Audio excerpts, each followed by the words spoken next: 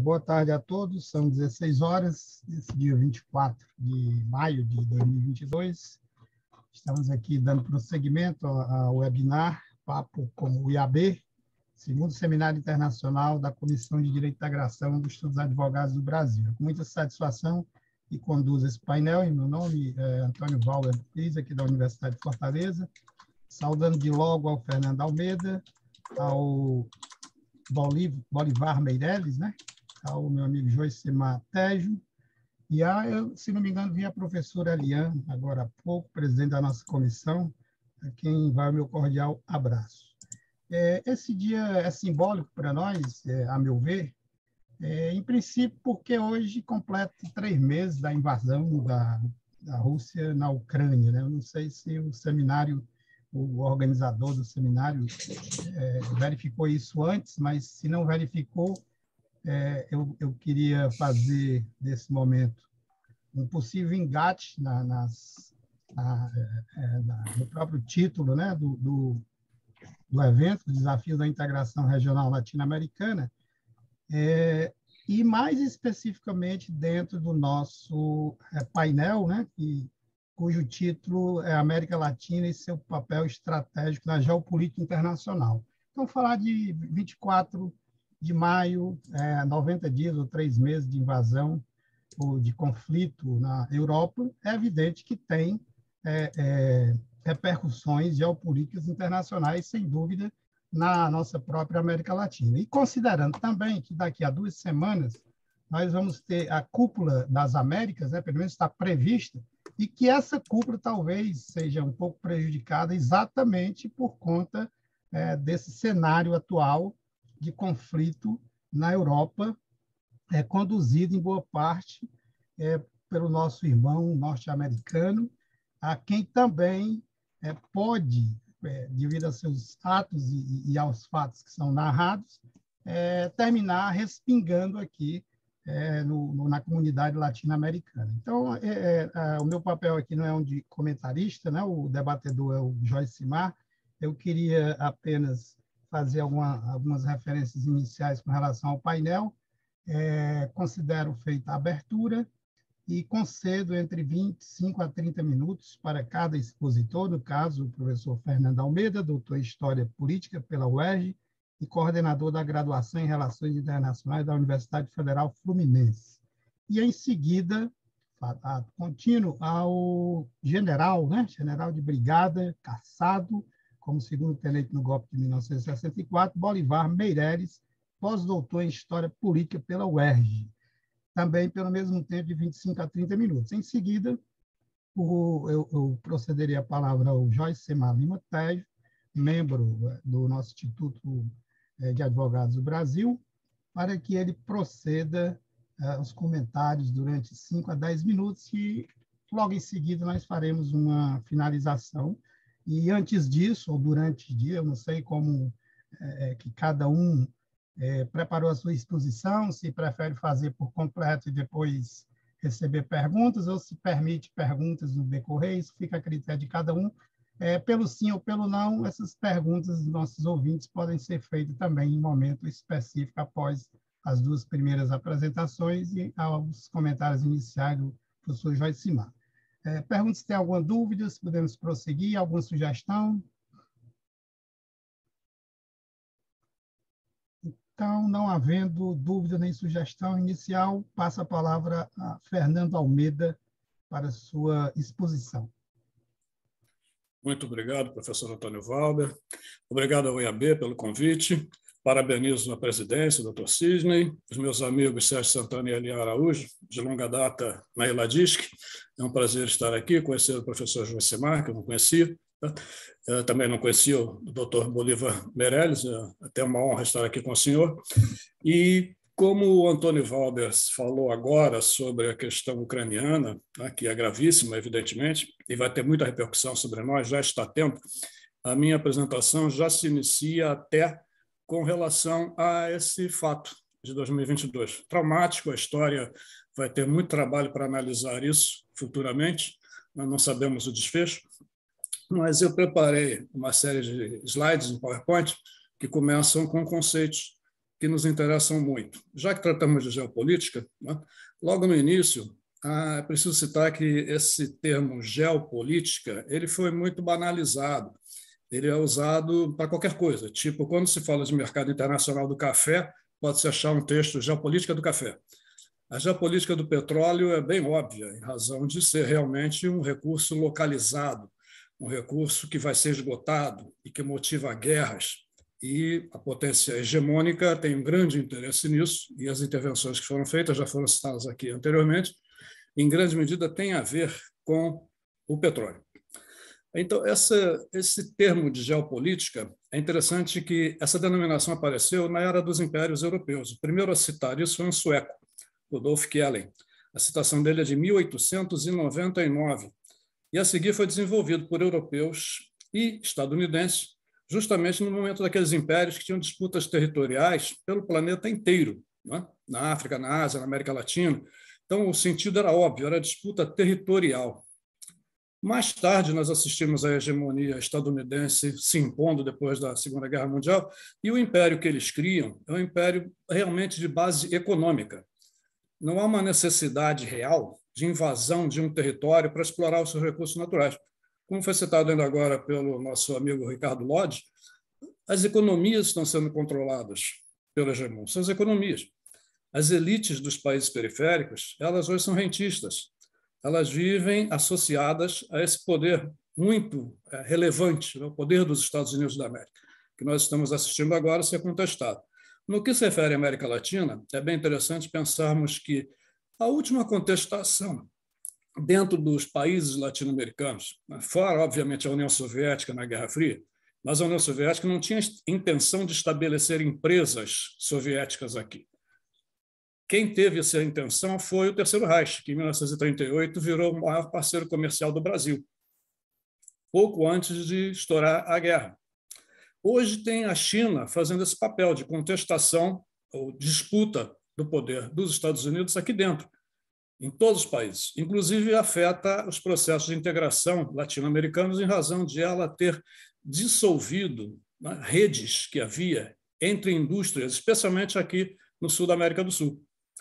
Se vocês forem olhar as estatísticas de importação e exportação dentro do Cone Sul, a China foi metodicamente tomando lugares que historicamente eram do Brasil em termos de produtos industrializados. E ela foi quebrando essas cadeias industriais. Isso dificulta a integração. Então, e outro tema que, para cuidar logo no início, que é uma coisa muito interessante, quando se fala de geopolítica, perceber que essa área de conhecimento ela foi criada naquela época dos impérios. E a ideia era dizer que existe uma região central no mundo que, se for controlada, leva ao controle do mundo inteiro. Uma área pivô, que é o centro da Eurásia, que é basicamente a região da Sibéria, da China, da Mongólia. Aquela região ali é o centro. Não é isso que estamos vendo hoje na Ucrânia? O que significa o nome Ucrânia? Significa fronteira. Fronteira de quem? É uma fronteira entre o mundo eslavo, né, e o mundo germânico, a Polônia também. Ali é uma fronteira. Aí, lembrando que a geopolítica foi produzida para isso, existe uma análise mais recente, dos anos 90, de um cientista político estadunidense que começou estudando relações civil-militares, o Samuel Huntington. Ele escreveu um artigo em 1993 que depois virou um livro que criou uma celeuma enorme. O livro tem algumas postulações bastante equivocadas sobre a existência de uma única civilização na África, por exemplo. Mas ele estabelece que existem grandes organizações que os humanos criaram, que são as civilizações, são as maiores, são as de maior duração. E algumas delas hoje estão se chocando em áreas de fronteira, áreas limítrofes, pontos de atrito. De novo, a Ucrânia é um desses pontos de atrito. Só que a Ucrânia é um país eslavo, como a Rússia é um país eslavo. E a Ucrânia é um país ortodoxo, como a Rússia é um país ortodoxo. E ele coloca, nessa análise dele, que algumas civilizações têm estados núcleos bem determinados. A civilização ocidental, que também é muito complexa, engloba os Estados Unidos e a União Europeia. Mas o estado núcleo são os Estados Unidos. A civilização cínica, com S, chinesa, ela tem a China. A ortodoxa, curiosamente, ele não coloca a Grécia na civilização ortodoxa, ele coloca a Grécia na ocidental. Nós temos aí a lógica de haver um estado núcleo em quase todas as áreas que disputam a hegemonia. E a América Latina é citada no texto dele. citada como uma subcivilização. Eu achei interessante quando esse livro saiu, eu fiquei pensando como é que as nossas elites, que estimam tanto a civilização ocidental, especialmente os Estados Unidos, vão se ver aqui sendo chamadas de subcivilização. É sub do Ocidente. Agora, no final do livro tem algo que nos interessa bastante. Se alguém tiver paciência de ler esse livro, no final do livro tem a referência de que se houver uma guerra global que não seja a última, definitiva, a que vai promover uma grande extinção, alguns poucos países teriam condições de reorganizar um sistema internacional. E o Brasil é citado entre eles. O Brasil, a Indonésia, a Índia. Acho difícil a Índia sobreviver numa guerra nuclear, porque ela é uma potência nuclear. Mas é interessante que é subcivilização, mas tem alguém como o Brasil que desponta nesse cenário. Sendo que o Brasil não é o estado núcleo dessa civilização latino-americana. Fala português, teve uma história de império, isso nós sabemos, é diferente e tal, mas é um país que tem uma propensão à liderança inegável, né? A África também não tem um estado núcleo. Mas é isso que está agora sendo discutido com essas referências. Geopolítica, de novo, voltando ao controle da Eurásia. As reações que os Estados Unidos têm colocado a isso são óbvias, porque a Eurásia passa a ser controlada pelos eurasianos, pelos russos, pelos chineses, e afasta a Europa Ocidental daí, afasta os Estados Unidos. E até podemos ver esse conflito da Ucrânia como uma espécie de guerra por procuração também, porque a OTAN está usando ucranianos, armando ucranianos, o orçamento colossal dado para a Ucrânia.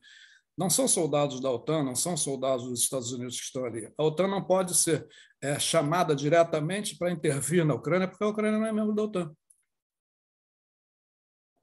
Pode, por favor, passar os slides, Renato?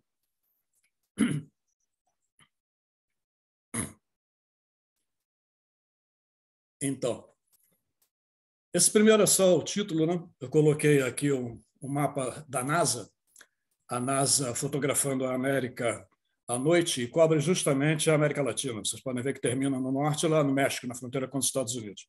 E aí dá para ter de novo o peso que o Brasil tem no nosso continente, quando se vê o eixo Rio-São Paulo totalmente iluminado, no sul, Buenos Aires, Montevidéu, e o Nordeste bastante iluminado também. E um vazio colossal no meio, né? Isso nós vamos tratar mais tarde. Pode passar para o segundo, por favor? Aqui é o que eu falei ainda agora, sobre essa lógica da área pivô. Vocês podem ver ali a área pivô, o que é. É onde está a Rússia. E vai pegar até ali o norte da China. Dentro dessa lógica geopolítica do início do século XX, era preciso ter o controle sobre essa área. Só que já tem um controle ali, controle de estados nacionais, controle da Rússia, né? E dos seus vizinhos. Mas a Rússia, durante o tempo da União Soviética, ela teve uma disputa tremenda, né, para assim, manutenção do seu poder. Não tinha uma lógica de agressão, como aquele telegrama das 6.000 palavras do Jorge Kina apresentou. Não era isso. Era uma lógica altamente defensiva de produzir o socialismo num país só. Mas, claro, num ambiente de Guerra Fria, auxiliando movimentos anticapitalistas em todos os lugares do mundo. Pode passar outro slide, por favor? Esse outro aí é a questão dos choques de civilizações que eu falei. Então, observe ali como é que um estadunidense, o Samuel Huntington, desenhou esse mundo de choques de civilizações no século XXI. Primeiramente, ele acha que os conflitos serão de base cultural e religiosa. E vejam ali, é uma convergência de setas de todas as civilizações contra a civilização ocidental. Detalhe, no livro, esse mapa é francês. É um mapa produzido num atlas francês, traduzido para o Brasil. Vocês veem que a América Latina entra ali como civilização latino-americana, junto com os Estados Unidos, né, nessa luta contra... quer dizer, como a América Latina, na verdade, aí estaria disputando com os Estados Unidos também, com a civilização ocidental, também estaria. Mas é uma subcivilização.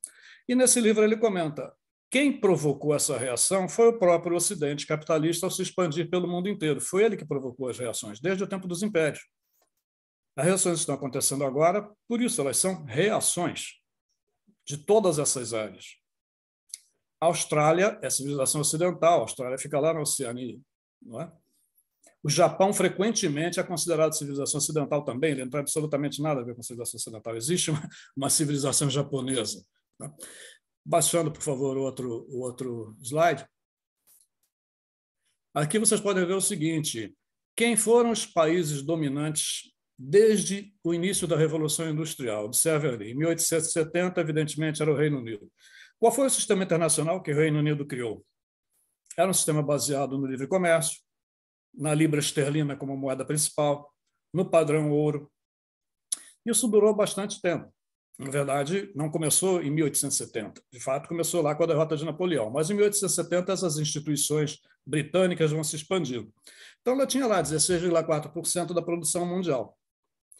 Quando chega em 73, são os Estados Unidos, outro país que fala inglês.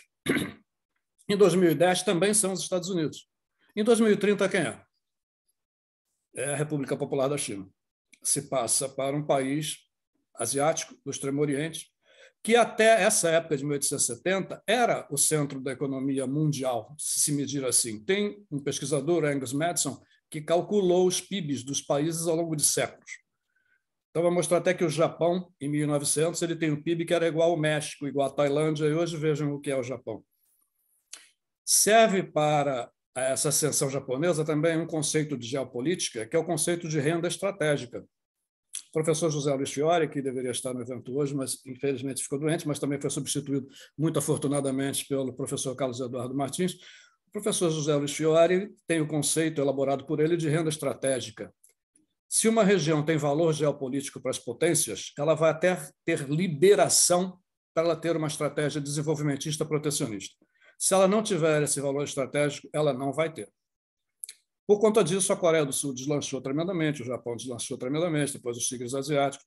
Mas vejam aqui, se projeta para 2030. No entanto, pela paridade do poder de compra, que é a medida que o Banco Mundial usa, a China já é a maior economia do mundo.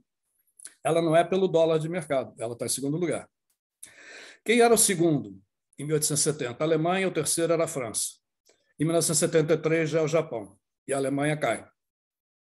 Em 63, o Japão se tornou um país com PIB maior do que o Reino Unido. Nenhum país asiático tinha conseguido ainda isso, o Japão conseguiu, agora ele declina também.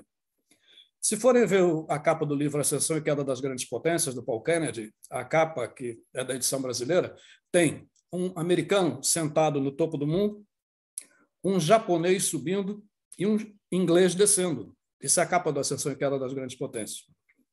Hoje seria, evidentemente, um chinês subindo. E, pela paridade de poder de compra, já subiu. Os Estados Unidos ficam em segundo lugar em 2030. Tudo que estamos vendo, até citando a guerra da Ucrânia, é uma política de contenção de concorrentes. Lembrando que um concorrente sério, se nós tivéssemos uns projetos nacionais reais, como o Ricardo Lodge comentou ainda agora, nós não temos, né? Nós estaríamos realmente cumprindo aquilo que o Kissinger avisou ao Nixon lá no início dos anos 70. Não podemos tolerar um novo Japão na América Latina. O Kissinger disse isso. O novo Japão seria o Brasil. Pelo primeiro PND, pelo segundo PND, pela economia altamente protecionista, por ter desenvolvido uma indústria muito grande. Em 1979, a indústria brasileira era 39% do PIB. Hoje ela não chega a 15%. Isso foi um suicídio que nós fizemos. E estamos agora piorando essa situação de suicídio. Todos esperam que isso passe, né? Aí vamos ver ali em 2010, o Japão e a China estão em segundo e terceiro lugar, dois países asiáticos. Quando chega em 2030, já está a Índia. Os Estados Unidos em segundo lugar. Isso é muito inquietante quando eles veem a China atuando no que eles consideram o quintal deles, a América Latina. Então, o grande jogo agora é cada vez mais jogado com peças muito importantes provenientes da Ásia. Pode passar outro slide, por favor. Esse era um mundo unipolar, de novo aquele Atlas francês, infelizmente ele está meio embaçado, já tentei corrigir. Ele mostra o poder dos Estados Unidos no mundo através de suas bases militares. Essa unipolaridade era o sonho americano nos anos 90. É aquele momento que o Francis Fukuyama redige O Fim da História, que o Huntington lança o Choque das Civilizações, que o neoliberalismo começa a conquistar todos os lugares, aqui na América Latina, através do Consenso de Washington, né? Aliás, o teste do neoliberalismo se deu na América Latina, se deu em 1973 com o Pinochet no Chile. A pauta neoliberal não é eleita em nenhum lugar. Se alguém disser vou cortar sua aposentadoria, vou tornar o ensino público gratuito pago, né? vou aumentar a jornada de trabalho. Não é eleito. Isso foi implantado por um golpe militar no Chile e depois por políticos que não disseram que fariam isso e fizeram. Sendo que uma coisa muito interessante que pouco se fala, o neoliberalismo da Margaret Thatcher, em grande medida, foi imposto pelo Fundo Monetário Internacional ao Reino Unido porque houve uma corrida especulativa contra a libra esterlina.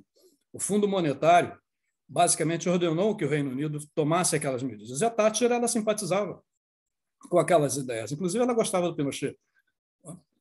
Dali para a eleição do Reagan foi um pulo e temos esses 40 anos já de orientação antissocial, orientação visando as empresas especificamente. Pode passar para outro?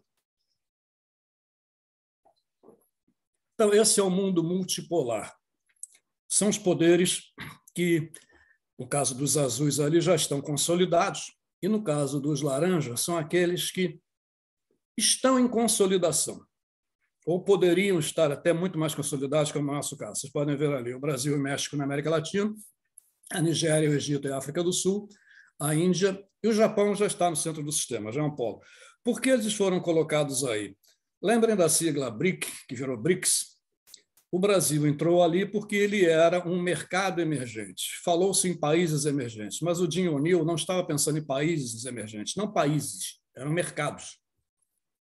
E o Brasil tinha grande propensão a ser um desses mercados. Atualmente não está sendo. Ele até questionou, assim que ele fez esse acróstico, né, que o México poderia ter entrado, mas não formava uma sigla como ele queria, um tijolo. Agora, depois que o BRICS começou a dar problemas por conta do desaparecimento diplomático do Brasil, falou-se em novos 11, os próximos 11, Next 11. Então, além desses que estão aqui, também tem a Indonésia, tem a Turquia. Vocês podem ver a Turquia agora participa de reuniões para Suécia e Finlândia conseguirem o apoio dela para entrarem na OTAN. A Turquia é um país de peso e vai ser cada vez mais ouvido. Passando para o próximo, por favor.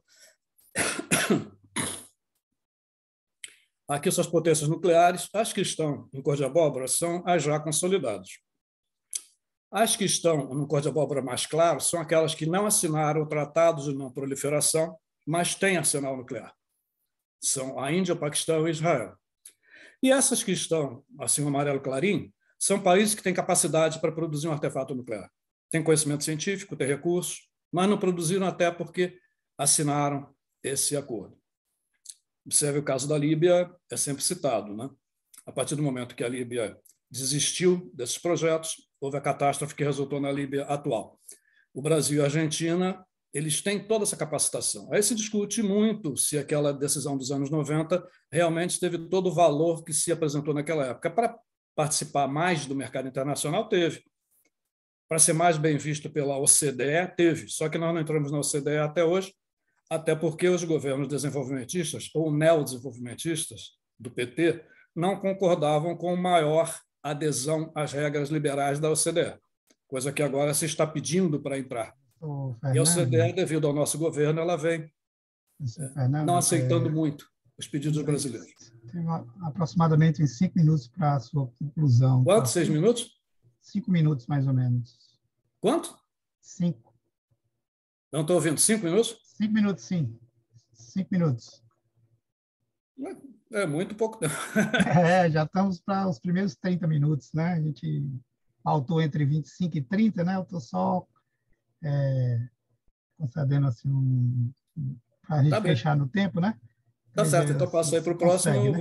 vou dar uma corrida, porque está tudo muito coberto aqui para tratar da América Latina. Então vamos passar para mais relações com a China, que é o que vai nos interessar sobre a posição da América Latina. Pode passar. Esse é dos Estados Unidos. Aqui é a posição da Europa. Depois a gente pode comentar isso. As setas indicam os interesses dessas áreas de poder. Europa, Estados Unidos, Brasil. Aqui é interessante pensarmos no que é a famosa comunidade internacional que se cita tanto. A comunidade internacional é composta por agências noticiosas desse centro do sistema. Todos nós acompanhamos a guerra da Ucrânia a partir da Associated Press, da UPI, da Reuters, da Dow Jones, o que seja. Não da Telesur, por exemplo. Pode passar? Aqui são os interesses da China. Então, vocês vão ver lá tracejado uma relação com os Estados Unidos que é comercialmente pragmática e antagônica como disputa hegemônica. E uma seta grande que sai da América do Sul, porque o que a China quer são os nossos recursos, as nossas matérias-primas, alimentos. E observe uma coisa fundamental. Cada quilo de carne bovina que o Brasil produz, para chegar ao consumidor, ele demandou 15 mil litros de água. 15 mil litros de água por quilo de carne bovina. E o Brasil é uma potência no setor do agronegócio, não é?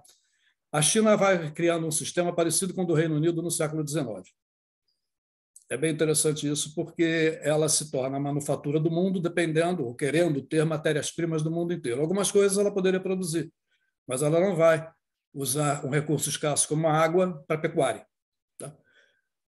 Continuando. Bom, aí é a nova Rota da Seda. Os países que já aderiram à nova Rota da Seda estão em azul, que é o maior projeto de infraestrutura do mundo, um projeto chinês, né? E os verdes são aqueles que podem entrar proximamente, sendo que a Argentina já tem até uma base de rastreamento de satélites chineses e os chineses estão interessados em investir no programa nuclear da Argentina. Seguindo. Aqui a nova Rota da Seda vista de outra forma, a partir do próprio trajeto, né, dos seus oleodutos, ferrovias, linhas de navegação, tá? Descendo. E aqui eu peguei essa tabela a partir de dados dos Estados Unidos, da Agência Central de Inteligência deles, tem dados muito bons sobre nós, sugiro que vocês deem uma olhada no World Factbook da CIA. Vocês podem ver o seguinte, como está a China como parceiro comercial nosso. A Argentina aqui tem a China como segundo importador e segundo exportador, até essa semana. Essa semana a China passou o Brasil. Aqui estava o Brasil em primeiro lugar nos dois casos da Argentina. Então vejam em quantos países a China é o primeiro importador e o primeiro exportador, que é o que eu falei ainda agora. Ela vai dificultar uma integração de parques industriais, porque é muito mais fácil importar um produto barato da China do que vender a nossa produção para os nossos vizinhos. Descendo. Por favor. Aqui é onde tem investimentos chineses. Detalhe, isso é de um site dos Estados Unidos, e quem está divulgando isso aqui no Brasil é um analista muito conservador, ele é monarquista, e ele está fazendo uma espécie de terrorismo psicológico contra a chegada chinesa aqui. Seguindo. Aí uma exemplificação banal disso. No ano 2000, só o Paraguai tinha relações mais fortes com a China do que com os Estados Unidos. Agora, observe, praticamente toda a América do Sul. A América do Sul latina só tem a Colômbia e o Equador, que não têm maiores ligações com a China. Isso é muito sério, isso é de 2019, já aumentou. Tá? Vamos lá. Seguindo, por favor. Aqui são os interesses do Brasil. Nossos interesses, essa seta principal aqui que vai para a Europa, é abrir as barreiras alfandegárias europeias para nós. Quando os Estados Unidos têm tracejado também, porque é um aliado, é amigo, mas ele tenta conter qualquer projeto de poder brasileiro. Então, aquela seta é de uma ligação que tem contestação. Nós queremos algumas coisas que eles tentaram vetar e, recentemente, estão conseguindo vetar. Ali para a China, o nosso fornecimento de matérias-primas, para a Índia, o grupo IBAS, o BRICS, tem a África do Sul aí também. Descendo, por favor. Aqui é o nosso entorno estratégico, que nós consideramos nas nossas estratégias de defesa como área estratégica do Brasil, cobre praticamente o hemisfério sul todo, um pouco além também, óbvio, até o norte, pega o norte da África e tal. Essa é a nossa área considerada realmente fundamental para até a manutenção da soberania brasileira. Descendo um pouquinho. Uma coisa que pouco se fala, a presença inglesa em ilhas no Atlântico Sul, em frente à nossa área de pré-sal, que são aquelas bolinhas amarelas ali. E por conta do nosso pré-sal, os americanos recriaram a quarta frota, que tinha sido desativada lá nos anos 40, ela voltou. Ela voltou com a alegação de que ela prestaria ajuda humanitária à América do Sul. Assim que se descobriu o pré-sal, eles restabeleceram a quarta frota. Descendo, por favor. Aí entramos nos recursos naturais. As reservas mundiais de petróleo aparecem ali, a América Central e a América do Sul tem 8,9% das reservas mundiais de petróleo, o que é igual à África, é mais do que a América do Norte, é mais do que a Ásia-Pacífico. Tá? Perto da Europa e Eurásia, claro, não chega perto do Oriente Médio, mas é muito importante. Descendo. E aí, no ranking de produção de petróleo, a Venezuela não está aí, não foi feito por causa dos embargos dos Estados Unidos, né? Mas o Brasil aparecia lá em 2018 como o 10º maior produtor mundial de petróleo. Detalhe, a Petrobras, no governo Dilma, tinha um plano de expansão que acarretaria investimentos de 2010 a 2014, acabou que não foi feito pela crise. Esse plano ele teria a aplicação de recursos da ordem de metade do PIB da Argentina. Foi quando o BNDES virou o maior banco de fomento do mundo, ele ultrapassou o Banco Mundial. Isso parece um passado distante, foi até pouco tempo atrás, sabe? Foi até 6 anos. Vamos lá, descendo, por favor. Bom, aqui, como foi citado antes, é o nível dos gastos militares no mundo inteiro. Quem acompanha isso é um instituto sueco chamado CIPRI. Vocês podem ver que nas Américas inteiras só o Brasil que tem alguma relevância em termos de gastos militares em valor, embora isso não seja necessariamente equipamento, manutenção de tropas, isso tem a ver com soldos, aposentadorias, pensões e tal. Mas só se destaca o Brasil na América Latina toda. É um continente assim, bastante desprotegido nessa parte. Descendo, por favor. Os comandos militares dos Estados Unidos, eles têm comandos para o mundo inteiro, obviamente, e eles têm 750 bases em 80 países. Eu peguei um mapa alemão que diz que o Brasil tem uma base militar americana, mas não tem. Consideraria que seria aquele acordo feito com a nossa base de Alcântara, né? E a possibilidade de eles terem mais alguma coisa aqui no Sul, provavelmente em Santos, mas não foi criado ainda, pelo menos. Descendo, por favor. Aqui, onde estão as bases deles todas, vocês veem como a Rússia se colocou perto das bases americanas, né? A Rússia botou seu território dela grudado nas bases americanas, uma coisa impressionante. Bom, descendo, por favor. Os países latino-americanos com mais bases dos Estados Unidos, México, evidentemente, agora a América Central, com todas as tensões que ela tem em Honduras, tem no Panamá, o Peru tem o Paraguai. O Paraguai chegou a ter uma pista para descida de aviões americanos, que era a maior pista do mundo em extensão, numa base que até depois ela foi desativada. A Colômbia, pelo Plano Colômbia, que é de combate ao narcotráfico, a estratégia americana é de combater o narcotráfico na origem da produção, não tanto dentro do território deles, né? Então, a Colômbia aderiu a acordos com os Estados Unidos, ela tem muitas bases militares dos Estados Unidos. Seguindo, então, por favor. Aí, para encerrar, os recursos naturais. Eu não coloquei os nossos recursos do agronegócio, que evidentemente é estratégico, mas o agronegócio ele pode estar em qualquer lugar. O agronegócio é renovável. A produção de soja nossa ela se espalhou pela América do Sul, Paraguai produz soja, Bolívia, Argentina, e a África pode se tornar uma grande produtora de soja proximamente por conta de mudanças climáticas. Então, coloquei os recursos naturais em termos de minérios. Só alguma coisa da nossa potencialidade de controle de recursos estratégicos, que é muito grande. O Perón, no início dos anos 50, disse que se a América do Sul se unisse para a formação de cartéis de matérias-primas, controlaria todos os mercados. Isso tem 70 anos. Detalhe, a OPEP, a Organização dos Países Exportadores de Petróleo, não foi uma ideia dos países árabes, foi uma ideia da Venezuela. Tá? Vamos lá, descendo, por favor. Então, aqui vai aparecer a questão da água que eu falei. Todos os países de cinza escuro, azulado, são os que têm grandes reservas de água. Isso sempre se fala sobre o Brasil, mas observe que a América do Sul toda tem. O aquífero Guarani é extremamente importante. Nós estamos explorando tão mal que já se achou poluição por agrotóxicos dentro do aquífero Guarani, antes de ele ser plenamente explorado. Mas é um recurso, obviamente, estratégico.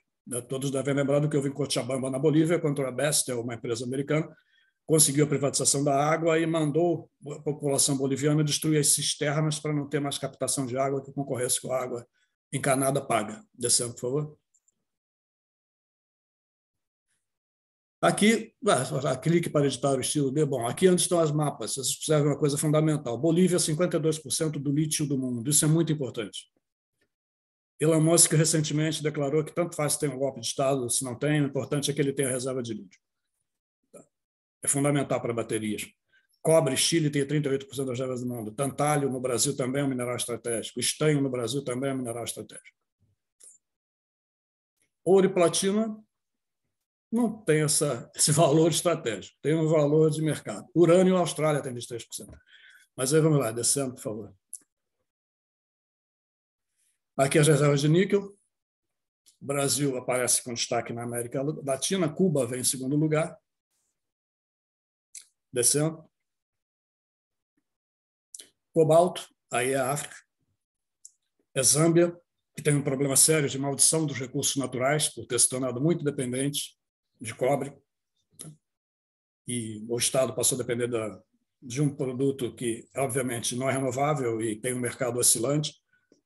Crises graves aconteceram lá politicamente. Vamos lá? Continuando. Cobre, Chile. O Chile tem a peculiaridade de o Pinochet não ter privatizado a estatal do cobre, porque ela é mais de 30% da receita de exportação do Chile. E 10% da receita dela servem para a indústria de defesa do Chile. Ela não foi privatizada. Mas vejam a nossa importância de novo. 4 países latino-americanos se destacam nesse mercado. Descendo, por favor. Cobertura de áreas florestais. Essa massa contínua de florestas na América do Sul é a maior do mundo, porque a floresta da taiga, lá na Sibéria, é algo disperso, de pouco acesso, gelado, não tem grande biodiversidade. As maiores áreas de biodiversidade do mundo ficam aqui, na Indonésia, no Congo, e a Índia também tem, embora não apareça grande reserva florestal. Descendo, por favor. Consumo de energia per capita, vejam quem mais consome energia, obviamente, são os países de maior nível de renda. E nós ainda temos aqui no Brasil uma matriz energética considerada de ótima qualidade, limpa, com energia hidroelétrica. Descendo, por favor, já vai terminar já. Eu achei que teria de 30 a 40 minutos. Aqui é para vocês verem o que é o nosso continente no comércio internacional. Procurem países latino-americanos pelo peso das suas exportações. Vocês vão achar o México e o Brasil muito discretos. Olhem ali o peso dos Estados Unidos e o peso da China. E até a Alemanha, que é um país que é pouco maior do que Minas Gerais. Concentração de capital estúpida nesse centro do sistema. Nós somos muito eficientes no agronegócio, somos grandes exportadores, mas isso não tem o peso que nós imaginamos que tem. É peso estratégico. Segurança alimentar, soberania alimentar, e a guerra da Ucrânia agora vai fazer disparar os preços das matérias-primas alimentícias, o que significa maior renda para as elites exportadoras de matérias-primas. Para as populações locais, não. Todos os brasileiros estão vendo isso. Descendo, por favor.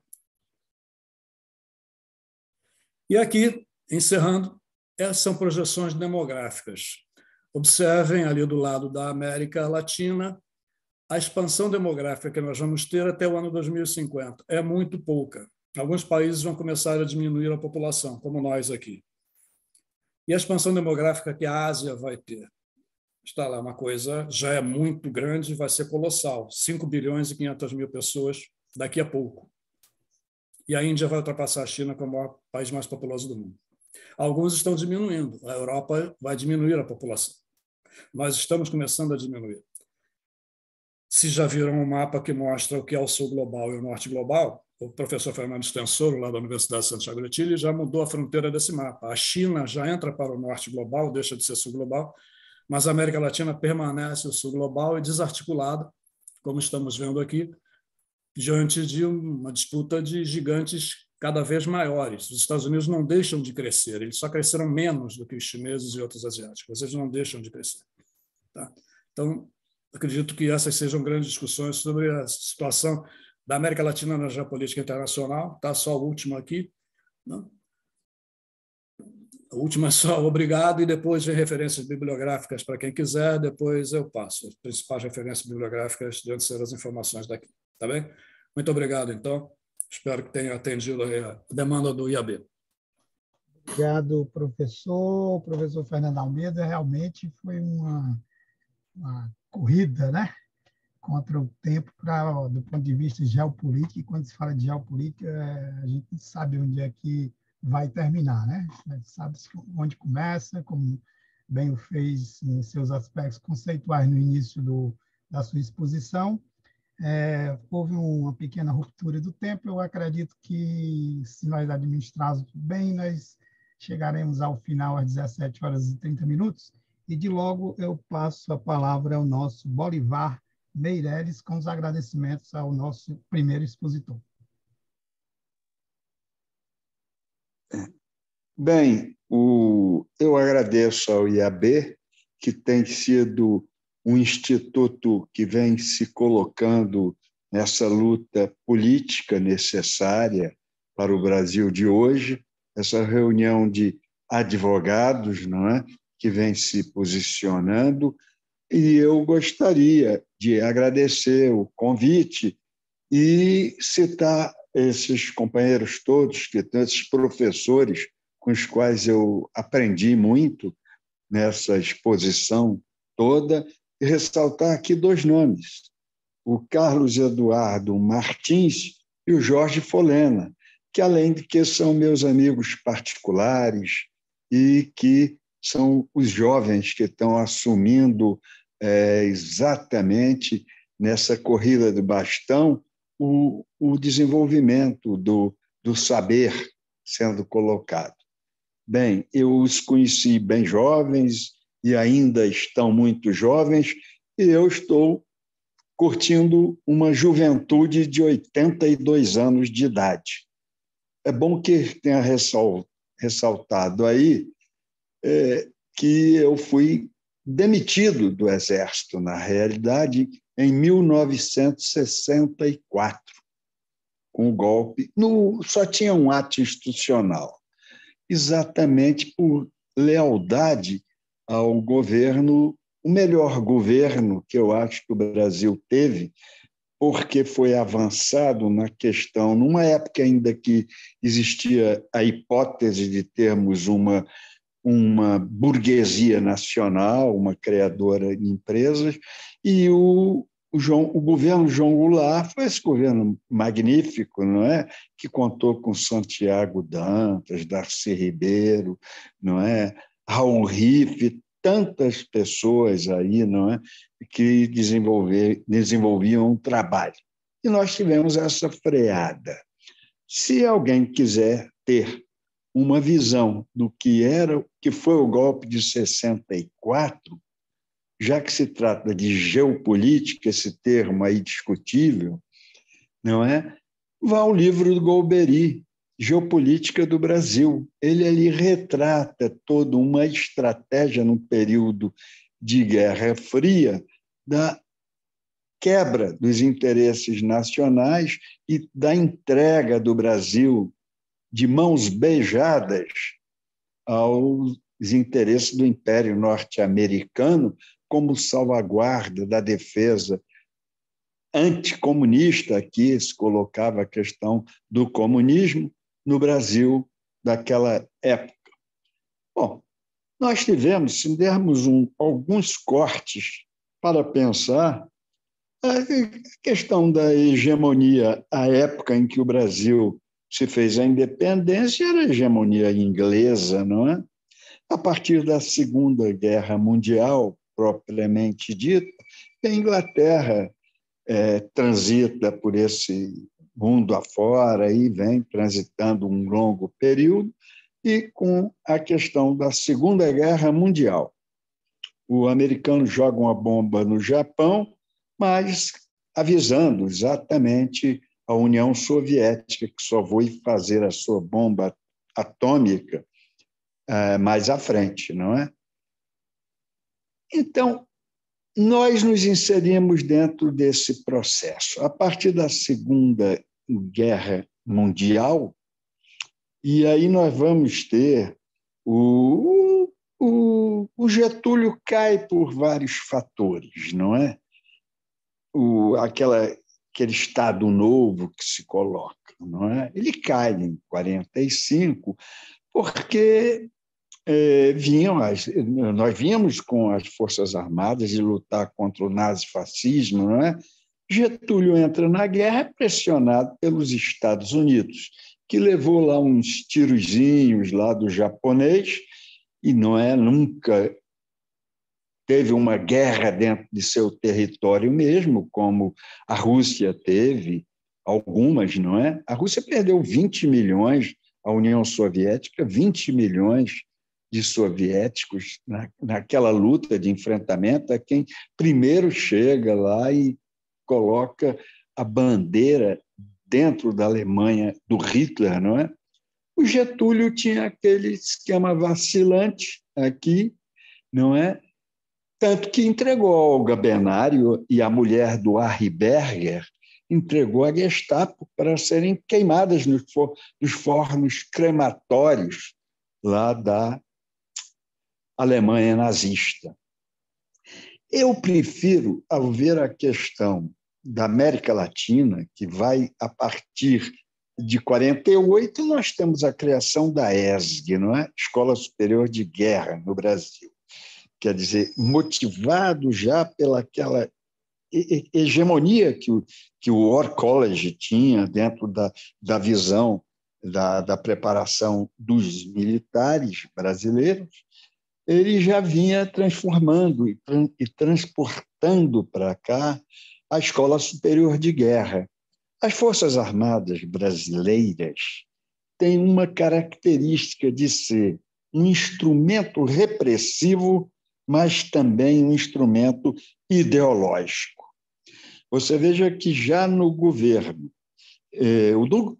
depois do golpe de 30, não é? E o acirramento dentro do processo, quando cria a doutrina Góes Monteiro, que vai dar o direcionamento desse pensamento autoritário do Vargas aqui, eu não dispenso o Getúlio Vargas só porque ele praticou uma questão do nacionalismo. Bom, ele depois ele volta ao poder, não é? E assina a Lei 2004 do Eusébio Rocha, que era um deputado do PTB, que tinha sido egresso como jovem comunista também, e apresenta a lei da Petrobras, não é? Que criou a Petrobras. Mas o Getúlio também assina o acordo militar Brasil-Estados Unidos. O Brasil tira Stilac Leal, que representava a esquerda militar, e bota lá um outro general para assumir o Ministério da Guerra, não é? Então, essa vacilação do Getúlio Vargas faz uma série de golpes a serem preparados também, porque ele embora voltando do Estado Novo para eleito em 50, não é? E essa questão de dizer que o Prestes apoiou Getúlio é uma vertente também errônea, porque o Prestes fica na cadeia até propriamente o fim do governo Vargas, ele sai da cadeia, ele é procurado, sim, por Eduardo Gomes e Juarez Távora, e se nega a participar do golpe de derrubada do Getúlio, porque o governo Getúlio já estava putrefato ali nas questões do Brasil no jogo internacional, não é? Ele cai porque a FEB vem para cá, não há mais condições, os Estados Unidos também não queriam um governo de características ditatoriais e muito menos com certos arroubos de formação de uma burguesia nacional, não é?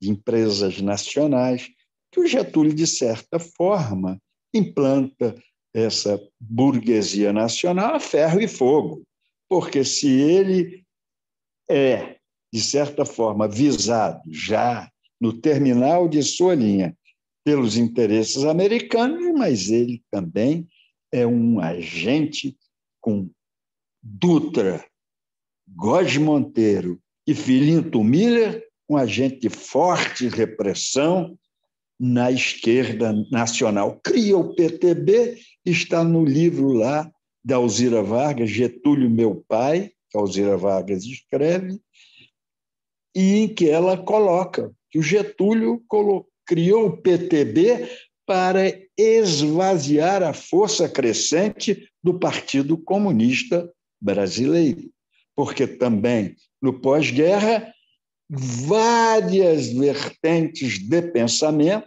cresce o volume de massa, inclusive da força do Partido Comunista no Brasil. Então, é criada essa possibilidade de canalizar os interesses da classe operária nesse sentido. Eu vejo nesse jogo que vai, a partir do tiro que o Getúlio deu no próprio peito, não é? Uma série de golpes, e sempre essa lenga-lenga aí da questão do mar de lamas, do roubo, não é? Isso são sempre os golpistas vêm com esse mesmo discurso, como se o capitalismo, na essência, não fosse um regime de roubo.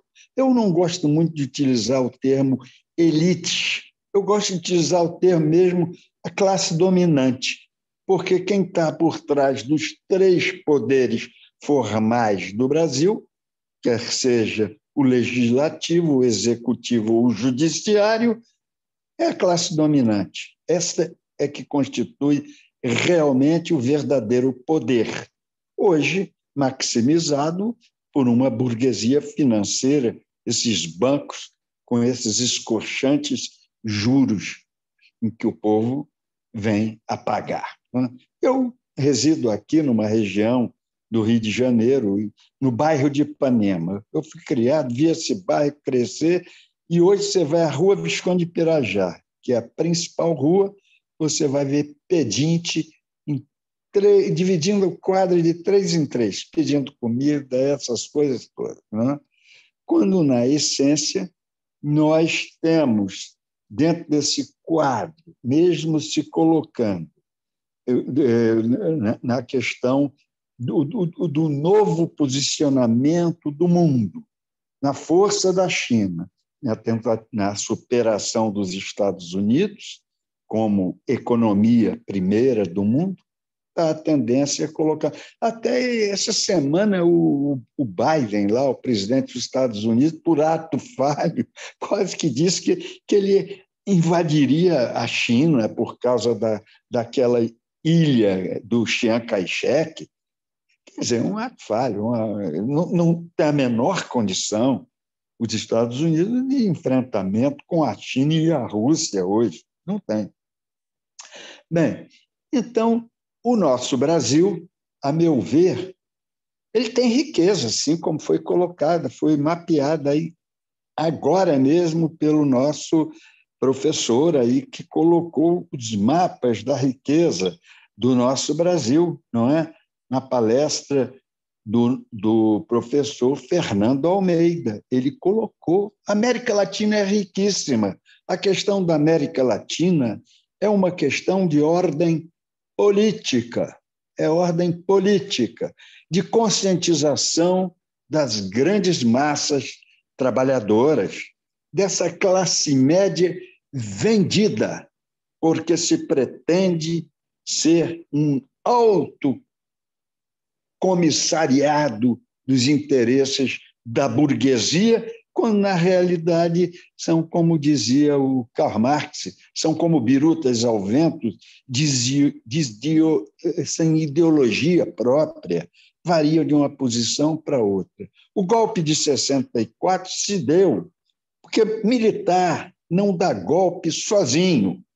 Se deu porque tinha retaguarda na Guerra Fria dos Estados Unidos, não é? Foi no governo Kennedy, mas já tinha sido no governo precedente que a conspiração vinha se dando. Não era só conversa de general com general em quartel. Quem leu o livro do René Dreyfus vai verificar a tipologia daquele golpe de 64 que se deu no Brasil e a colocação dos interesses dos monopólios, grandes monopólios e oligopólios nacionais e internacionais, no sentido dos interesses da composição com os Estados Unidos. Ora, vamos ver, nós temos uma tríade aí citada: Ulisses Guimarães, Severo Gomes e o Menestrel das Alagoas, o Teotônio Vilela,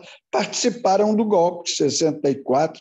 Será que eles eram figurinhas ingênuas? Mais ingênuas do que eu, que era, na época, um mero segundo-tenente servindo em Goiânia? Eles não tinham a consciência disso, não é? Então, veja, vem a Constituição.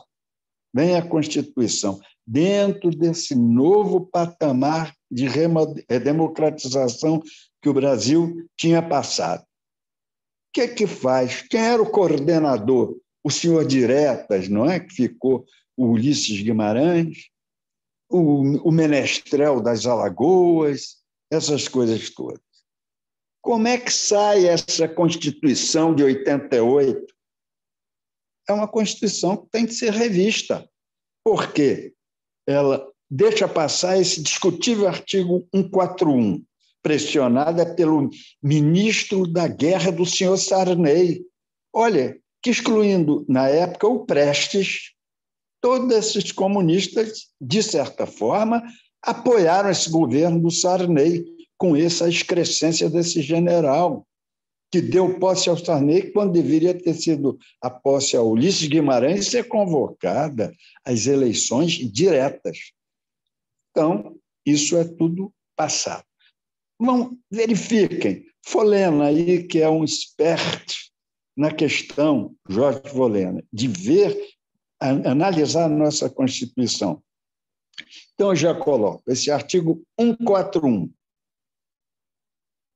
completamente discutível e adverso aos interesses civis brasileiros. Anistia essa Constituição, anistia os torturadores, estupradores e assassinos dentro dos quartéis no período dos governos militares ou nas casas, tipo Casa de Petrópolis, que é uma vergonha para as Forças Armadas brasileiras. Olha aqui essa questão colocada. E são anistiados pela Constituição coordenada por Ulisses Guimarães. Vamos à frente. Os civis retomam os postos de trabalho deles e cumprem as suas profissões. Até o nosso poetinha, que foi embaixador, não é? Foi embaixador, cumpre, porque não criava receio a eles. Durante a ditadura dos governos militares, foram mais de 7.500 militares, entre oficiais e praças de pré, ou postos na reserva, ou reformados ou demitidos das Forças Armadas. E quem que fez essa Constituição, esse poder civil, que dizem poder entre aspas? Simplesmente essa Constituição que anistiou os torturadores, estupradores e assassinos em quartéis, não convocou ao serviço ativo os militares legalistas de 64, os que ficaram na defesa do governo de João Goulart, um governo que coloca a Eletrobras em funcionamento, um governo que cria um maior plano de alfabetização, método Paulo Freire, que propõe a reforma agrária. E por que esse Ulisses Guimarães, que tinha apoiado o golpe, que constituía o poder formal dentro da democracia burguesa no legislativo constituinte, não chama ao serviço ativo os militares legalistas? Por conseguinte, eu acho que a colocação, às vezes, equivocada, muitas vezes equivocadas, na tentativa de colocar militares contra civis, não, nós temos de colocar militarismo contra civilismo. Deixa o quadro civil acontecer com as contradições existentes, como dizia José Saramago. José Saramago dizia: dizem que eu sou pessimista, não sou. Péssima é a sociedade. As lutas, os conflitos fundamentais têm de se dar no mundo civil e, por conseguinte, temos de ter organizações no sentido de clarear o avanço para o Brasil desses novos tempos, dessa nova geopolítica, onde tem uma guerra na Ucrânia contra a Rússia e o mentor fundamental são os Estados Unidos, a Rede Globo aqui que continua defendendo, escondendo a culpa maior da OTAN, daqueles beneficiados e decadentes alguns países da Europa. O Brasil não pode ficar nesse jogo, mas só com a organização popular fundamental e a busca da construção de um poder popular, não esse poder burguês fantasiado no fundo, no jogo da defesa dos seus interesses concretos, lavando as mãos para os interesses do povo brasileiro. A riqueza latino-americana tem de ser irmanado como a grande pátria latino-americana, talvez o sonho do meu precedente, Simão Bolívar, mas tem de ser construído a luta popular para a busca do poder. Porque quando tiver nos interesses dos grandes grupos econômicos, ora, eles querem utilizar a floresta americana para fazer um jogo de exploração lá. Para quem?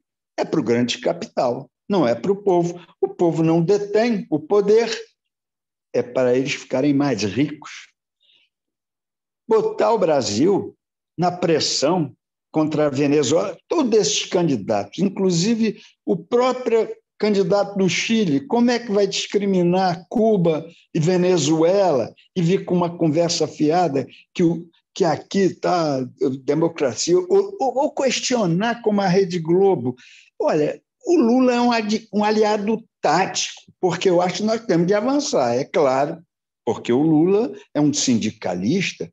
Se você vai ler e quiser saber a diferença de um sindicalista para um revolucionário, vai lá no livro do Lênin e vai ver o que fazer, e vai ver o que é um trade unionista, um sindicalista. O Lula é uma pessoa fundamental nesse momento, mesmo compondo com Alckmin, é muito bom que seja, para abrir as portas para a derrota dessa extrema-direita fascista que está no Brasil, com esse capitão Bolsonaro comandando o processo. E esses generais, essa escumalha de generais, tipo Heleno, tipo Ramos e tipo Braga Neto, isso é general de quê? Isso é general fajuto dos interesses do Império Norte-Americano, criado nas escolas das Américas, e com lavagem cerebral. Eu dei uma sorte, mas são poucos, não é?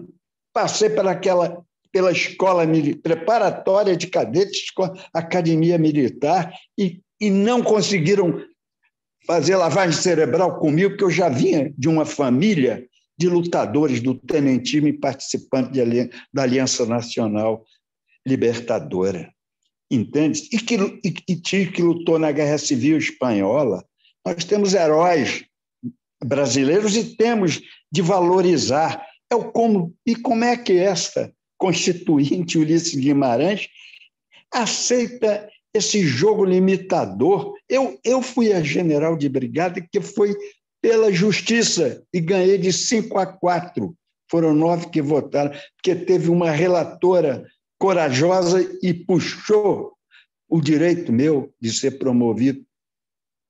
E depois 4 acompanharam, ficou 5, depois 1 puxou o processo e veio o 4. Todo militar atingido pelo ato institucional devia estar explícito na Constituição. Chegará ao último posto da carreira. E o último posto da carreira não é general de brigada, não. É general de exército de 4 estrelas, é almirante de esquadra, é brigadeiro do ar.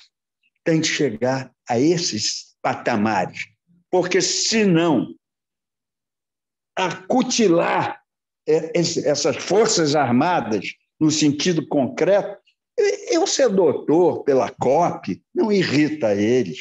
Eu ser pós-doutor pela UERJ, ser mestre pela Fundação Getúlio Vargas, que eu saí com 24 anos para estudar não é o que irrita. O que irrita esses militares golpistas é eu ter conquistado o título de general de brigada. E é por causa disso que eu estou aqui, eu tenho certeza absoluta. É por isso que eu sou chamado para dar um depoimento concreto. Agora, nesses jogos de interesses da China com os Estados Unidos, ou da antiga União Soviética com os Estados Unidos, claro que eu estava completamente contra a hegemonia norte-americana, e continuo também ainda. A China não veio aqui, ela veio até com certo espírito associativo, ela quer entrar. Mas o Império Norte-Americano vem com a imposição dominadora até hoje. Como é que vai estraçalhar o processo criativo das universidades públicas brasileiras, nessa postulação desses governos, arrebentar com o sistema primário de ensino, querer inventar que o garoto, às vezes com mãe e pai completamente despreparados, vão ter curso em casa, um computador e não sei o quê. Se nós todos estamos envolvidos, eu cursei o curso mais caro do Brasil. As pessoas pensam que é o curso de medicina. Não é, não. O curso mais caro é a formação de oficial das Forças Armadas. Pega e vai fazer uma visita à Academia Militar das Agulhas Negras e veja o que é aquele patrimônio do povo que está colocado ali. O refeitório de mármore de Carrara, pátio interno de 5.000 metros, auditório para 1.300 pessoas, parques das armas e um batalhão inteiro ao serviço da formação dos cadetes. É muito mais caro. Nenhuma escola privada assumiria esse custo. Não assumiria. E eu via. Além do que, o cadete tem um prolabore. É bem verdade que é diferente dos juízes, porque o militar vai de aspirante, depois crescendo, até chegar ao generalato. O juiz já começa no generalato. Mas nós temos de lutar, sim. É estratégico dentro desse novo jogo que se compõe internacional, termos um povo organizado, que surja e que se construa um partido revolucionário dentro do Brasil, para o enfrentamento, inclusive com a classe dominante, com a burguesia, porque você só atinge o fígado do imperialismo atingindo o fígado do capitalismo. Nós temos de dar um salto qualitativo para uma sociedade socialista, um mundo sem classes sociais e vislumbrar um mundo futuro sem fronteiras. A América Latina tem que se integrar, é a grande pátria latino-americana. Talvez o sonho de Simão Bolívar, em outra época, por outros motivos. Nós não podemos ter, dentro do Brasil, estruturas discriminatórias em relação à raça, em relação à mulher, nessa misoginia, a opção de cada um. Eu, por acaso, optei por ter casado, 3 filhos e meia dúzia de netos, mas o outro pode ter outra opção de felicidade, não pode ser agredido, violentado na rua. Não pode acontecer isso. Então, eu acho que a integração no mundo multipolarizado hoje é criar um polo na América Latina de um vislumbre dos caminhos novos. A América Latina é um crime. Imagine, eu na escola militar, os 2 maiores movimentos militares que tivemos na América Latina foi o de Simão Bolívar, que inclusive ultrapassa os Andes, eu não sei de que forma, chega do outro lado. E a coluna invicta, como dizia Luiz Carlos Prestes, trilhando e dando um nó nesse exército da época. Agora, as Forças Armadas têm, em Rondon, por exemplo, uma defesa do povo indígena, quando hoje estão extinguindo, massacrando. E as Forças Armadas, de certa forma, de olhos vedados para essa questão. Tivemos o grande historiador Nelson Werneck Sodré, vários, eu disse que foram mais de 7.500 colocados pelo golpe de Estado na rua, mas a culpa desse poder residual militar ainda existente em alguns artigos da Constituição, me desculpem, isso ainda é muito culpa do núcleo civil que legisla. Nós precisamos quebrar essas coisas. E tem praça de pré, imagine, que nem anistiado ainda foi. Agora, os torturadores, os estupradores e os assassinos nos quartéis do Brasil foram anistiados. Por quem? Na Constituição de 88, presidida pelo senhor Ulisses Guimarães. Mas é isso. Eu falo mais como um depoimento, tá bom?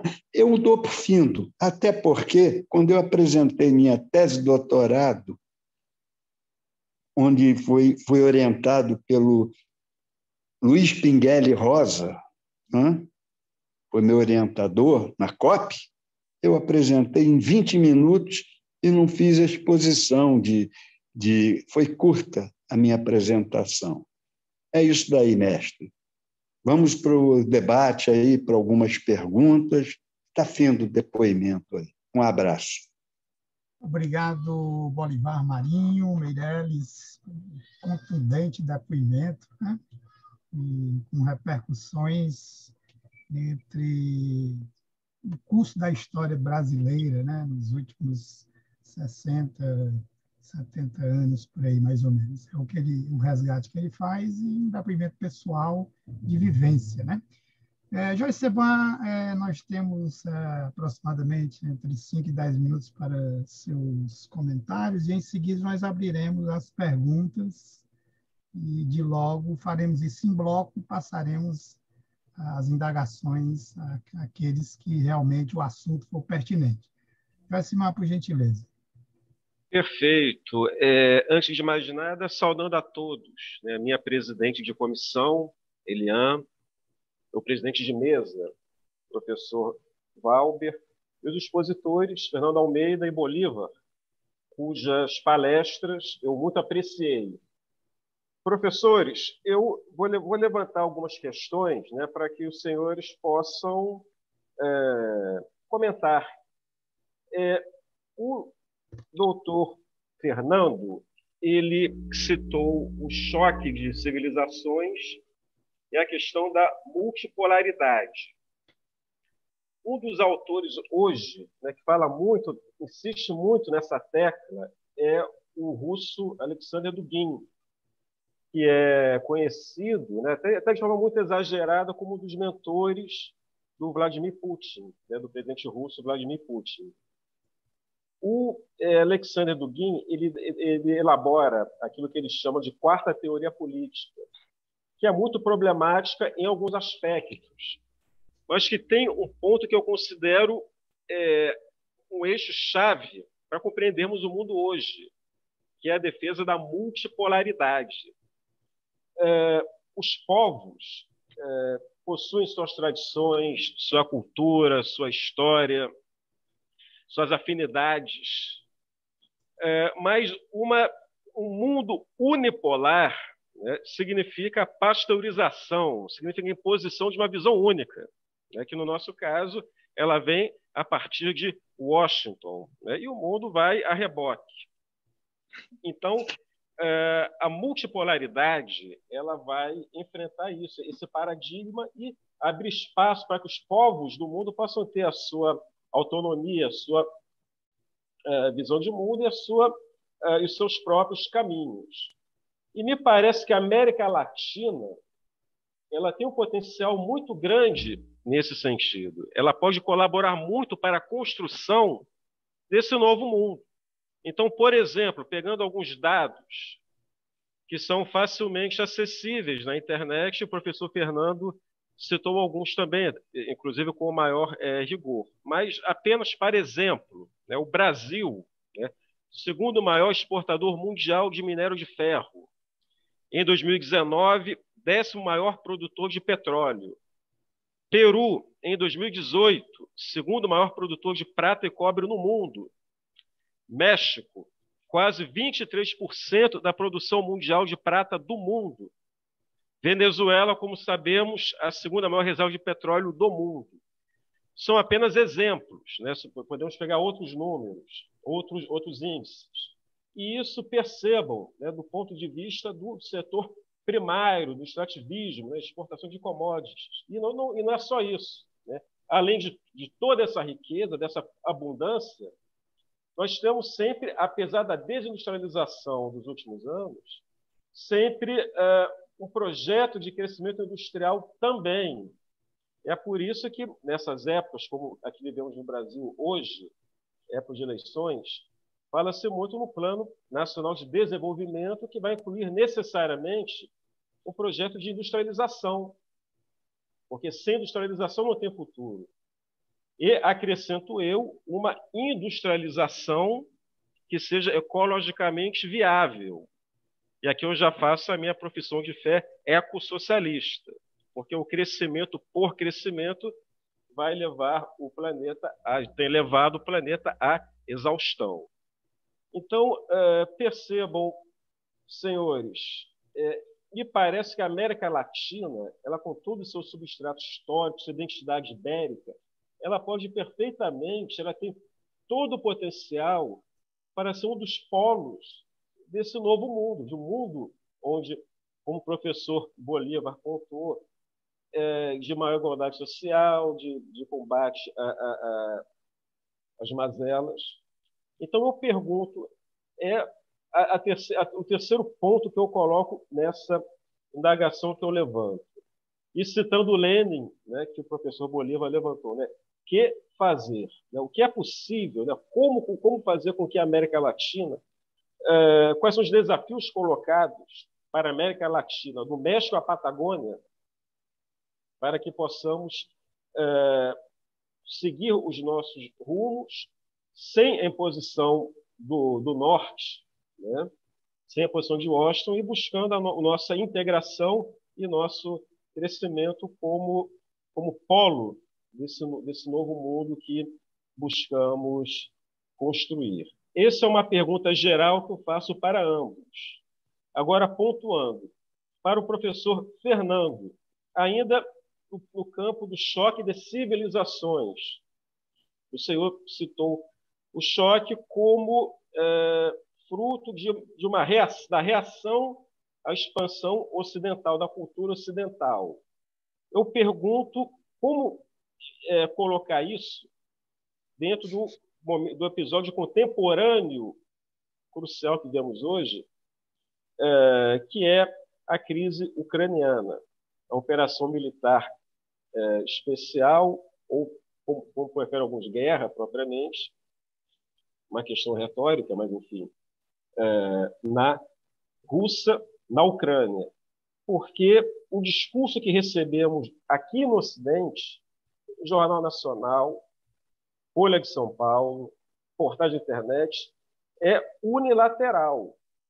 A impressão que se tem é que é um plano psicopático do Vladimir Putin, é uma iniciativa movida por ambição, é um projeto expansionista e só, algo maquiavélico, quando, na verdade, quando conhecemos história, política e geopolítica, para mim fica claro que há ali um movimento de autodefesa. Primeiro, das repúblicas do Donbas, Donetsk e Lugansk, em primeiro lugar, e da Rússia, do espaço russo em si, que está... E o professor Fernando mostrou o slide. Temos um cerco que fica nítido ao redor da Rússia. Então, é um movimento, me parece, de autodefesa.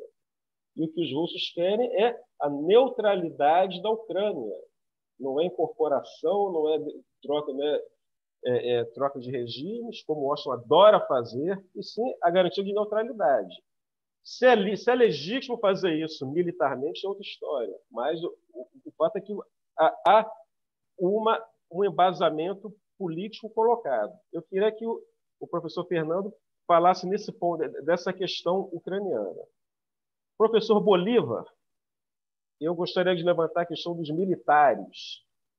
Saiu agora, né, que organizações de militares e ex-oficiais elaboraram um projeto para o Brasil. Não sei se Vossa Excelência chegou a tomar conhecimento, foi bem recente. A matéria foi do dia 23, salvo engano. Foi o grupo de militares que se reuniram, não oficialmente, mas tocados por ex-integrantes das forças, né? Elaboraram um projeto nacional de país, buscando o fim da universidade pública, o fim da gratuidade do SUS e poder até 2035. Tá? Então, a primeira pergunta que eu faço para o senhor: como é possível, né, que, claro, esses segmentos não falam em nome das Forças Armadas, só que é sintomático, né, emblemático da existência do pensamento privatista e antissocial dentro das forças. Eu pergunto para o senhor como isso é possível, porque para mim uma contradição grande, é uma grande contradição. O braço que deveria velar pelo Estado é o primeiro a querer desmantelá-lo. Primeira pergunta. Segunda pergunta que eu faço para o professor Bolívar é mais uma constatação, né, que é a seguinte: a caserna não se libertou da mentalidade de 64, não se libertou. Mesmo militares que estão no debate público hoje, que são conhecidos, e eu concordo que sejam conhecidos pelo discurso razoável, pelo discurso ponderado, como o general Santos Cruz, e por ser ponderado, por ser razoável, ele foi execrado pelos bolsonaristas. Mesmo militares com uma visão mais aberta, como no caso do general citado, ele reproduz o discurso anticomunista, elogia, ou pelo menos passa pano, né, para o golpe de 64, ou seja, décadas depois, e essa mentalidade segue sendo reproduzida para as novas gerações. Não foi superada a mentalidade de 64. Pergunto para o senhor: por que isso se reproduz e como superar isso?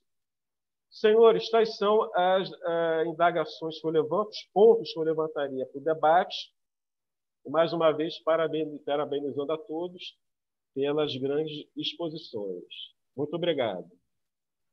Obrigado, Joicimar, pelas intervenções feitas. Eu pergunto a Fernanda, Luana, Natália Moraes, Nonato Brito, Ricardo Gomes e Sérgio Santana, se algum de vocês teria alguma coisa a acrescentar, a nível de indagação ou de alguma referência. Se não, nós, nesses últimos 6 minutos, distribuiremos o tempo para os nossos dois expositores, né? Bolívar e o Fernando, para que a gente nos encaminhemos para o final deste painel. Elian, alguma observação? Não. O chat eu abri aqui, temos mensagens de parabéns a Fernando e Bolívar, Valber, enfim. Com a palavra, então, pela ordem, Fernando e, em seguida, Bolívar. Temos aí 6 minutos, 3 minutos para cada um. É até um desafio do desafio, né? Mas é o que temos e é o que vamos tentar usar para encerrar. Obrigado, Valber. Bom, professor Joicimar, as suas perguntas levam a um congresso inteiro sobre esses temas, né? Sugiro que o AB faça um congresso de alguns dias de duração para nós discutirmos o que foi pontuado aí pelo senhor. Bom, primeiramente, a respeito dos recursos da América Latina. Temos que considerar o seguinte, como eu falei, há 70 anos o Perón defendeu que deveria haver pelo menos a montagem de alguns cartéis básicos, como foi a OPEP, que foi feita bem depois dessa proposta dele. Ele propôs isso a Vargas, e o Vargas teve que dizer a ele que não tinha apoio do Congresso para fazer nada desse tipo, não pôde nem fazer o pacto do ABC, mas os recursos que eu citei são recursos esgotáveis, né? Então, nós temos que aproveitar isso o máximo possível. O predomínio do agronegócio agora, né, isso é renovável, pode estar em qualquer lugar. Como eu citei ainda agora, as lavouras vão mudar, inclusive o Brasil vai fazer um zoneamento agrícola novo, porque o Rio Grande do Sul está começando a ficar meio difícil para vários cultivos, e já se sabe que a Amazônia está em processo de savanização. Da mesma forma, nós temos a Sibéria sendo aberta para exploração agrícola, que nunca aconteceu no tempo histórico, o Canadá também. Então, com recursos minerais estratégicos, nós sabemos que tem produção excelente da professora Mônica Bruckmann, da UFRJ, sobre isso, né? O Fernando Stensoro trata dessas questões sobre a dependência que o hemisfério norte tem dos nossos produtos agrícolas e a questão ambiental que fica embutida nisso aí. Mas observamos uma coisa, desde os anos 50, o Brasil vem dando um tiro no pé atrás do outro no que se refere à indústria. Quando o Plano de Metas trouxe indústrias europeias para cá, vieram fábricas prontas. Isso impediu que o Brasil tivesse uma indústria automobilística própria. Getúlio Vargas, Juscelino Kubitschek confundiu a Volkswagen no Brasil com a Volkswagen do Brasil. Hoje vocês podem ver como essas empresas estão saindo daqui facilmente. Nós não temos o menor controle sobre o planejamento delas, que é feito em Berlim, ou em Londres, ou em Nova York. E a ideia de burguesia nacional que seria fundamental para isso. O Dr. Bolívar citou o René Dreyfus. Ele fez um mapeamento completo dos empresários que apoiaram o golpe militar. E aí cabe lembrar o Teotônio dos Santos, as discussões dele com o Rui Mauro Marini, com o André Gunder Frank, que dizia que não há burguesia nacional na América Latina. Ele foi a esse ponto mais extremado. Já houve. Agora, o golpe de 64 fez ela ficar dependente totalmente do capitalismo estrangeiro. Houve tentativa de reverter isso, muito pouca. O novo desenvolvimentismo tentou através da Petrobras, mas a Vale já tinha sido perdida, por exemplo. Então, isso aí é uma posição grave da América Latina e do nosso país como maior expoente da indústria, maior economia, mais grave ainda. Não se sabe como isso vai ser revertido. Dá para fazer. Agora, até no caso da Petrobras, com esse PPI que ela criou, que vincula os nossos preços aos preços internacionais, ela é uma empresa cotada em bolsa em Nova York, os acionistas dela, em grande medida, são acionistas estrangeiros. Isso faz um pacote difícil de destrinchar. Passando para a pergunta que era direta para mim, para ganhar algum tempo, a questão da guerra da Ucrânia. O Dugin, ele é um eslavófilo, não é? Os russos se dividem em estudos sobre o que eles são. Eles são eurasianos, eles são europeus, eles são asiáticos. Não é? Eles têm uma preocupação muito grande com a identidade deles e a defesa deles. Quando eu falei ainda agora do George Kennan, do telegrama das 6.000 palavras, o George Kennan, se não me engano, morreu com 101 anos. E depois ele se arrependeu de ele ter escrito aquele telegrama do jeito que ele escreveu, porque pareceu que a União Soviética era expansionista e agressiva e ela era defensiva o tempo inteiro. Você citou agora aquele slide das bases americanas em torno da Rússia, não é? Quantas bases a China, que é o grande desafiador dos Estados Unidos no sistema econômico mundial, tem? Ela tem uma base fora, no Djibouti. Uma base. A Rússia só tem no território dela mesma. Esse novo ordenamento, né, se houver um mundo multipolar, a multipolaridade, dentro da lógica desse centro sistêmico atual, deve permanecer União Europeia, Estados Unidos e Japão. Deve ficar aí aquela comissão trilateral dos anos 70. É isso que eles querem. A Rússia não é assim obstaculizada ou perseguida pelos ocidentais só durante o tempo da União Soviética, desde antes, desde a época dos czares. A Rússia é um colosso, uma coisa gigantesca. Ela sempre foi assim um alvo de medo dos europeus ocidentais e depois passou dos Estados Unidos. E com a União Soviética, obviamente, muito mais, porque aquilo ali era não só anti-hegemônico, era antissistêmico, era outro sistema que estava sendo montado. E se formos pegar até o Eric Hobsbawm, o Ângelo Segrilo, a economia soviética estava funcionando bem até o final dela. Ela crescia menos do que os países do Ocidente, como eles já haviam crescido menos do que ela durante décadas. E tinha uma produção industrial de grande porte. O difícil foi o Gorbachev fazer aquelas reformas sem que o Partido Comunista perdesse o poder. Aliás, uma coisa interessante que o professor Ângelo Segrilo aponta. Em 1997, o Partido Comunista poderia ter ganho as eleições na União Soviética, na Rússia, né, contra o Yeltsin. Ele não ganhou porque os oligarcas financiaram a campanha dele, do Yeltsin. O Partido Comunista poderia ter vencido em 97. tal nível de desastre que foi aquilo. Quer dizer, multipolaridade deve haver. Agora, o centro do sistema vai impedir que a América Latina constitua um polo de poder, por todos os recursos que ela tem. E é o que foi falado antes, até aqui pelo Ricardo Lodge. Existe uma burguesia nacional com um projeto nacional? Me parece que não. Vai ter que ser um conjunto da população articulado, como o Dr. Bolívar comentou, para mudar isso. A nossa elite empresarial, em grande medida, nem mora mais aqui. Ela não mora em São Paulo. Tá? Ela mora até em Monte Carlo, no Mônaco. Ela mora em Paris, ela mora em Nova York. Ela não mora mais aqui. Não precisa.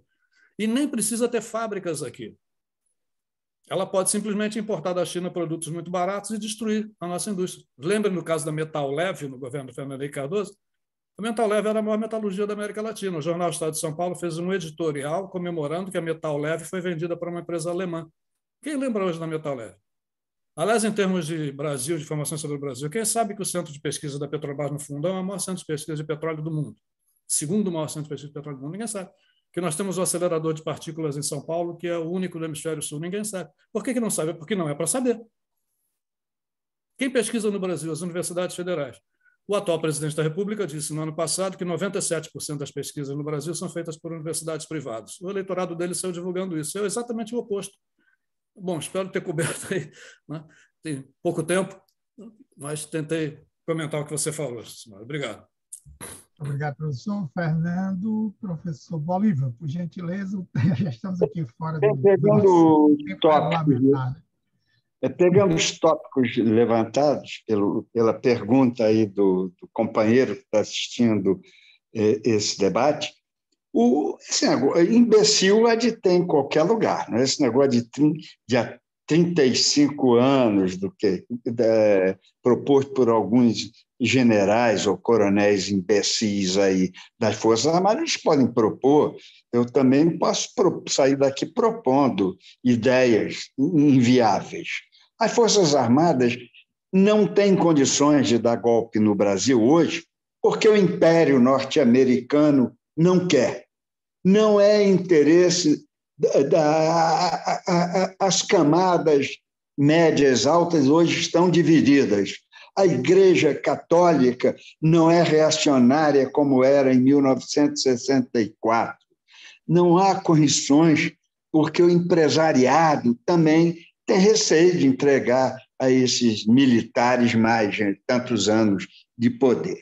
Isso aí eu acho que é coisa de imbecil. E hoje mesmo está no próprio jornal, está aqui a declaração do comandante da Marinha, dizendo que a Marinha vai cumprir as determinações constitucionais. Quem ganhar vai assumir o poder. Então, já sinaliza o racha de posição lá interna. Outra coisa, esse general aí, que agora está virando político, quer ser candidato a qualquer coisa, me esqueci o nome dele, esse general, na essência, ele é anticomunista porque ele sofreu aquela lavagem cerebral e não tem um processo crítico na cabeça, não é? Desde 1935 para cá, quando houve o levante em Recife, em Natal, Recife e na Praia Vermelha, da Aliança Nacional Libertadora, onde alguns militares comunistas participaram, ficou um ranço de anticomunismo dentro das Forças Armadas, que no pós-Segunda Guerra Mundial, com a hegemonia militar norte-americana, criada a ESG aqui, é realimentado, e depois, com a Revolução Cubana, um novo realimento. Em 1961, eu estava dentro da escola militar, quando o Brizola enfrenta lá, e depois o comandante Machado Lopes, comandante do Exército, fecha com ele a cadeia da legalidade e aborta aquele golpe de tentar não dar posse ao João Goulart, não é? Depois há o golpe de esvaziar um pouco o governo de João Goulart, criando um regime não presidencialista. Bom, aí é toda essa parcela. Mas em 1961, as forças militares golpistas não conseguiram entrar na academia militar, passaram largo para beber água que fosse. E quem era o comandante da academia militar Adalberto Pereira Santos. E quem era o subcomandante, esse fascínora desse general aí, que foi o presidente que mais matou gente dele, tirou o Saldanha lá dos Jogos, presidindo a nossa equipe aí de futebol, que, aliás, ficou montada mesmo pelo Saldanha. Nós ganhamos e criaram esse hinozinho aí. Isso é um absurdo. Militar não foi feito para assumir poder civil. Poder civil, isso só se enfrenta militar, faz lá dentro mudar essa ideologia reacionária dada dentro das escolas militares, com uma sociedade mais avançada, crítica e organizada, porque militar foi feito para prestar continência à bandeira do Brasil e aos poderes constituídos, não é outra forma, e vão tratar dos seus problemas lá nos quartéis. Não tem conversa fiada, não. Nós vamos abortar. O Lula vai ganhar essas eleições e eles vão ter de assimilar. O Lula é a porta de entrada democrática para nós desenvolvermos as nossas contradições. Uns vão querer uma sociedade socialista, outros vão remar para a burguesia nacional, mas vai se desenvolver, quebrar logo esse negócio, essa castanha. Isso daí de militar querendo ficar 35 até 30, segredo de 100 anos, tem que vir à tona essa porcaria toda, tem que vir à tona. Tem-se, militar não é poder, nem o poder preposto, porque, na realidade, o poder é da burguesia, eles que são os poderosos mesmo. E hoje o poder dos bancos também está terrível. Vamos eleger o Lula e depois vamos apertar o Lula para dar um sentido mais avançado no processo político, porque o Lula é um sindicalista, um homem negociador, mas é isso daí. Eu dou por terminado, foi ótimo esses depoimentos, eu aprendi muito, o professor aí me lembrou Teotônio Vânia Bambirra e o Rui Mauro Marini, eu tive contato direto com eles, ali na Fundação Escola de Serviço Público, fui para lá, levado pelo Teotônio, Teotônio levou o Rui Mauro Marini, levou o René Dreyfus para lá também. Foi um período ótimo. Eles tinham sentido revolucionário. Então, Rui Mauro Marini e a Vânia Bambia eram muito bons. O Teotônio, ainda um pouco preconceituoso com relação ao Stalin, aquelas coisas, aí caiu um pouco naquele esvaziamento da União Soviética. Mas eu vivi com esse povo todo aí. Foi muito bom. Lá conheci Carlos Eduardo. Foi muito bom. Tá bom? Então é isso. Eu finalizo aí desejando que estudem, vão estudando. Um abraço para todos. Eu creio que vale a pena, né, está valendo a pena ter passado 9 minutos do tempo regulamentar.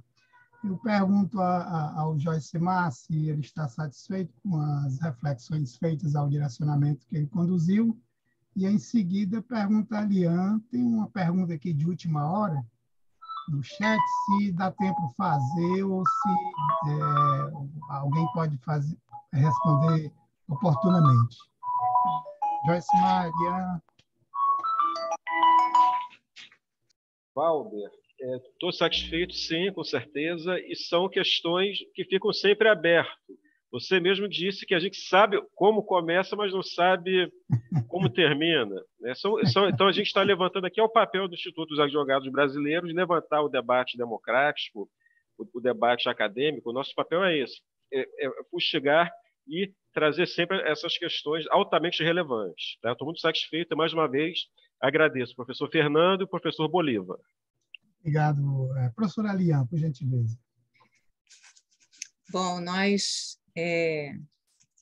estamos muito, nesse momento tão exaltados. Vocês estão me ouvindo? Sim, sim. Então, estamos muito exaltados, né, por todo esse trabalho que foi feito desde o primeiro painel, uma sintonia, uma afinidade dos temas. Professor Bolívar, eu não, em nenhum momento da minha vida eu vi um depoimento com tanta inteligência, com tanta categoria, conhecimento, e realmente o senhor nos deu uma aula por sua trajetória. E isso só vem corroborar para o que nós propomos aqui dentro da nossa comissão. A última pergunta que está sendo feita no chat, eu acredito que, pelo que já foi feito nos comentários, em razão da hora avançada, né, está praticamente respondida aí. E eu quero, nesse momento de agradecimento pela Comissão de Direito da Integração, onde o doutor Sérgio Santana é o nosso vice-presidente, nos honrou muito essa oportunidade na plataforma de ter todos esses expositores com tanto conhecimento, com tanta profundidade, com a vivência, né, e o testemunho de cada um, quer na academia, quer na sua vida secular, e o que nos trouxe e nos impulsiona cada vez mais a avançar, como o professor Bolívar falou, a estudar. Nós temos que nos debruçar a esse estudo dentro da academia, que ele é contínuo, ele não se finda, e aqui, dentro da sintonia desses temas, o que nós verificamos, desde a questão do lawfare, desde a questão do neoliberalismo, né? Toda a palavra aqui dita foi de uma reorganização, reconstrução, de ver adiante uma esperança, uma expectativa dessas mudanças, e que nós somos protagonistas também dentro deste novo mapa mundi que ora está se construindo. Então, eu queria agradecer ao professor Bolívar, ao professor Fernando Almeida, ao Josemar, que com tanto critério trouxe os seus questionamentos, ao professor Antônio Valber Muniz e ao nosso instituto, o IAB, através, né, do presidente. Nós somos gratos por todo o apoio que nos vem dando em todas as atividades, e que esse espaço, né, continue ecoando essas reflexões, e, através dessas reflexões, nós podemos também ser instrumento de ação para a mudança, para que realmente se efetive o sistema democrático de direito, né, que o debate nunca deixe, né, de ter o seu espaço de fala aqui. Eu passo, então, a palavra ao doutor Sérgio Santana para as suas considerações no encerramento do nosso segundo seminário, e a minha gratidão, abraço a todos e desejo que nós possamos ter outros encontros e nos aprofundarmos nos saberes de tantos depoimentos intelectuais que nos foi dado e ofertado nesse dia. O professor Sérgio Santana. Bom, boa tarde a todos. Assisti junto aos estudantes e aos interessados também, né, pela plataforma, as palestras. Queria parabenizar o professor Fernando pela sua exposição, né, muito densa, né, no conteúdo acadêmico. Também o nosso professor, general Bolívar Meirelles, também, né, também pela sua aula, né, e pelo seu depoimento, né? Isso é importantíssimo, né? A gente resgatar um pouco a história e resgatar até para nós verificarmos, né, o que nós podemos apontar para o futuro, para essas novas gerações. Também elogiando o Josemar pelas provocações excelentes que colocou em termos das questões que foram abordadas pelos nossos palestrantes. A condução também sempre firme e atenta do Valber, né? Que é um craque nisso e sabe conduzir como poucos.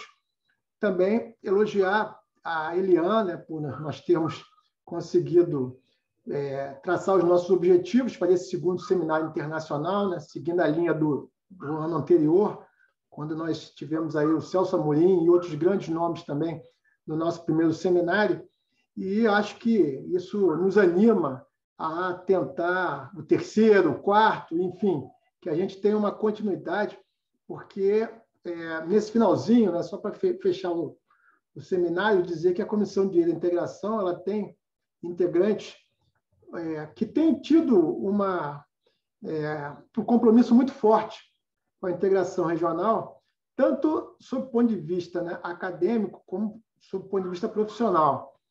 Então, nós temos uma comissão com muitos professores, muitos especialistas, muitos interessados no processo de integração regional, com muitas viagens, com livros, com, enfim, vários eventos acadêmicos.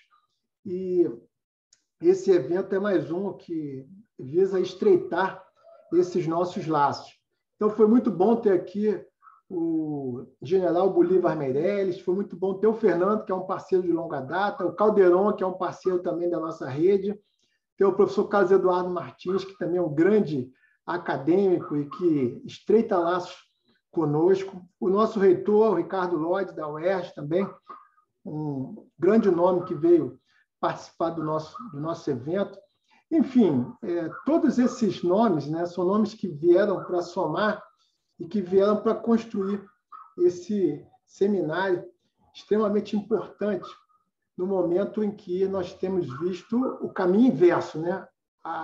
O protagonismo que o Brasil conseguiu há pouco tempo, ele acabou reduzido, né? Ele acabou estagnado, ele acabou colocando o Brasil numa posição de retrocesso. E nós precisamos apontar para o futuro, né? Precisamos olhar, principalmente esse sendo um ano de reflexão, até por ser um ano eleitoral, a necessidade do Brasil retomar toda a sua liderança, toda a sua pujança. A responsabilidade do Brasil é muito grande, a responsabilidade de conduzir esses processos, né? Então, a América Latina, inclusive, espera que o Brasil volte a ter esse protagonismo e vamos aguardar aí a evolução dos fatos, conscientes também do nosso papel, nós que estamos há longo tempo nesse processo de estreitamento, né, com nossos vizinhos, na academia, né, nas universidades, nas instituições, sobre a importância da integração regional. Então, eu queria agradecer a todos vocês. Vou passar a Eliana, né, porque nós sabemos da importância da mulher e principalmente o compromisso da professora Eliane com a integração regional, né, com todo o seu histórico. E, mais uma vez, dizer que eu estou muito feliz por nós conseguirmos estarmos juntos debatendo esses temas tão caros aí para nosso país e para nossa gente. Muito obrigado, gente. Grata a todos mais uma vez, e aqui, então, damos por encerrada. A pergunta será tema para um outro debate, então já fica, Sérgio, registrado aqui, e Joseimar também, a participação, porque como a gente tem uma limitação de tempo, inclusive eu vou dar aula agora, né? Vamos deixar, então, todos esses interesses, todos os argumentos, tudo que foi aqui exposto e que vai desentrañar também outras coisas dentro dos temas que a gente vem trabalhando, e certamente em outros eventos nós vamos dar espaço para esses debates de forma continuada. Mais uma vez, grata a todos e desejo uma boa tarde, finalzinho já da tarde, né? E até o nosso próximo encontro aí. Professor Bolívar, foi uma satisfação conhecê-lo. Professor Fernando Roberto, nosso grande amigo, Joseimar, estamos juntos na lida do IAB. Professor Valber, também nosso companheiro aí de jornada pelos eventos da América Latina, também um grande nome dentro da integração, toda a equipe técnica, né? E, Sérgio, continuamos, então, nesse matrimônio aí de atividades do IAB e das demais redes que participamos. Um abraço a todos. Eu que agradeço o convite e poder ter participado de tão relevante seminário. Espero que o esforço de todos tenha sido recompensado neste momento. Enalteço aqui a participação do Renato do Alexandre, nossa presidenta da comissão. Já me sinto no dever de auxiliá-la no próximo evento. E, por fim, agradecer ao nosso Sidney Sanches, né, o nosso presidente da Casa de Montezuma, pelo apoio dado e por toda a condução que vem fazendo de forma brilhante à frente da nossa instituição, Instituto dos Advogados do Brasil. Muito obrigado, grande abraço, meu nome, em nome da Universidade de Fortaleza, e saudações a todos.